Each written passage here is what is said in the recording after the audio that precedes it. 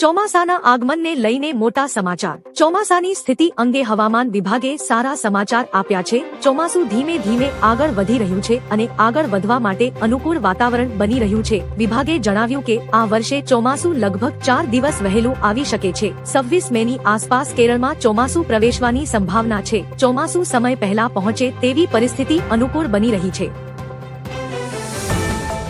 PM મોદીને સ્વીડનનું સર્વોચ્ચ સન્માન મળ્યું। વડાપ્રધાન નરેન્દ્ર મોદીને સ્વીડનના સર્વોચ્ચ નાગરિક સન્માન royal order of polar star commander grand ક્રોસથી નવાજવામાં આવ્યા છે। પીએમ મોદીના વિમાનને સ્વીડિશ ફાઇટર જેટ્સે હવામાં એસ્કોર્ટ કર્યું હતું અને સ્વીડનના પીએમ ઉલ્ફ ક્રિસ્ટરસન પોતે એરપોર્ટ પર સ્વાગત કરવા પહોંચ્યા હતા। પીએમ મોદીને અત્યાર સુધીમાં મળેલા આંતરરાષ્ટ્રીય સન્માનોની સંખ્યા 31 પર પહોંચી ગઈ છે।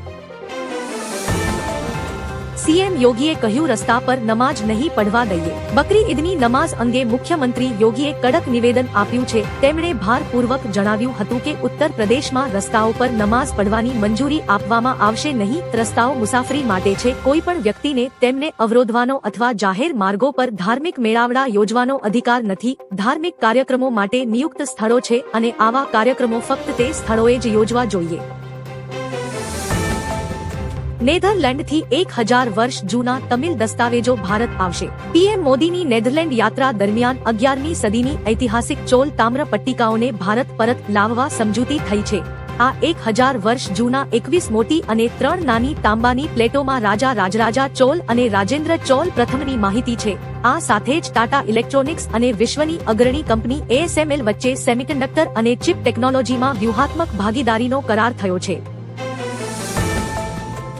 મહિલાઓને દર મહિને મળશે 3000 રૂપિયા અને મફત બેઝ સેવા। બંગાળમાં સીએમ અધિકારીની સરકારની બીજી કેબિનેટ બેઠકમાં અનેક મહત્વના નિર્ણયો લેવામાં આવ્યા છે। સરકારે અન્નપૂર્ણા ભંડાર યોજનાને મંજૂરી આપી છે।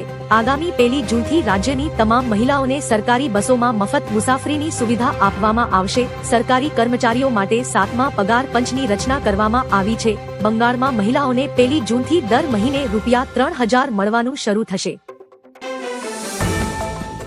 ભારત અને નોર્વેની દોસ્તીને નવી ઉર્જા મળશે। પીએમ મોદીએ નોર્વે પહોંચતા જ સોશિયલ મીડિયા પર પોસ્ટ કરીને કહ્યું કે ભારત નોર્વેની દોસ્તીને નવી ઉર્જા મળશે।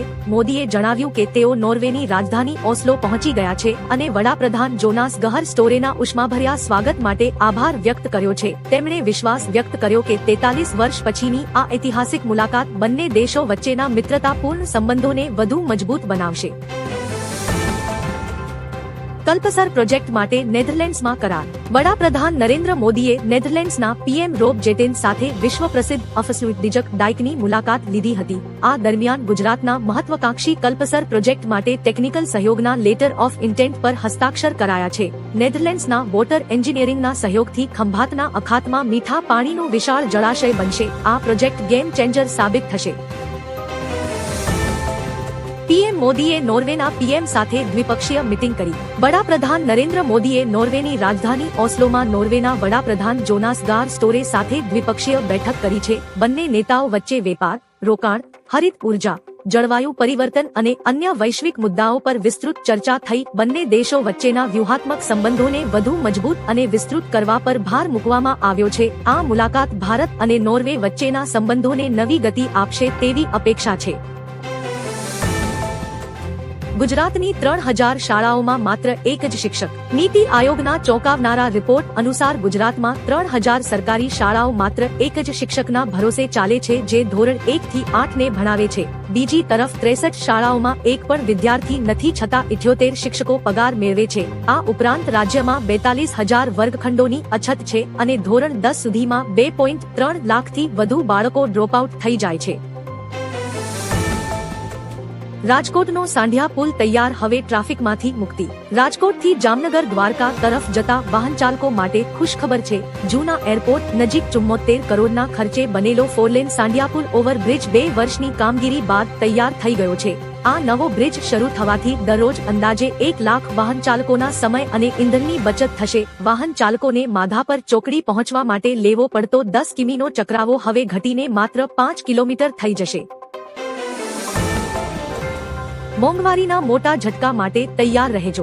આર્થિક વિશ્લેષકોના અંદાજ મુજબ મિડલ ઈસ્ટના યુદ્ધના કારણે દેશમાં મોંઘવારીમાં મોટો ઉછાળો આવી શકે છે। આ વધતી મોંઘવારીને નિયંત્રિત કરવા માટે reserve bank of India Diwali સુધીમાં મુખ્ય વ્યાજ દરોમાં વધારો કરે તેવી પ્રબળ સંભાવના છે। જો રેપો રેટ વધારવામાં આવશે તો હોમ લોન, ઓટો લોન અને પર્સનલ લોનના ઈએમઆઈ મોંઘા થઈ જશે। પહેલાથી જ આવશ્યક ચીજવસ્તુઓના ભાવ સતત વધી રહ્યા છે। ગુજરાત શેકાયું, 6 શહેરોમાં પારો 42 ને પાર। ગુજરાતમાં આકરી ગરમીના પ્રકોપ વચ્ચે છેલ્લા 24 કલાકમાં તાપમાનમાં 2 ડિગ્રીનો વધારો નોંધાયો છે।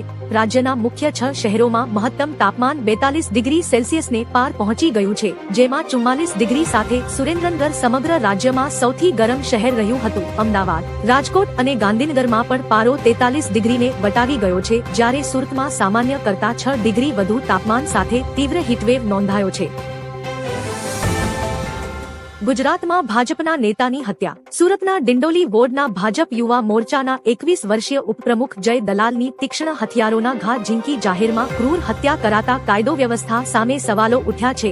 મૃતક ધારાસભ્ય સંગીતાબેન પાટીલના નજીકના મહિલા અગ્રણીના પુત્ર હતા। અંગત અદાવતમાં પાસા હેઠળ જેલમાંથી છૂટેલા મિલિંદ ચકલી અને પંકજ પાટીલ સહિત 3 શખ્સોએ હુમલો કર્યો હતો। માતાએ આરોપીઓને ફાંસીની સજાની માંગ કરી છે। કેરળ રાજ્યને મળ્યા નવા સીએમ। કેરળમાં નવી સરકારની રચના સાથે વીડી સતીશને રાજ્યના નવા મુખ્યમંત્રી તરીકે સત્તાવાર રીતે શપથ લઈ લીધા છે। આ સાથે જ તાજેતરમાં જે રાજ્યોમાં વિધાનસભા ચૂંટણીઓ યોજાઈ હતી તે તમામમાં નવા મુખ્યમંત્રીઓએ કાર્યભાર સંભાળી લીધો છે। સમારોહમાં કોંગ્રેસ અધ્યક્ષ મલ્લિકાર્જુન ખડગે, રાહુલ ગાંધી, પ્રિયંકા ગાંધી, રેવંત રેડ્ડી, ડીકે શિવકુમાર અને કેસી વેણુગોપાલ સહિતના દિગ્ગજ નેતાઓ હાજર રહ્યા હતા।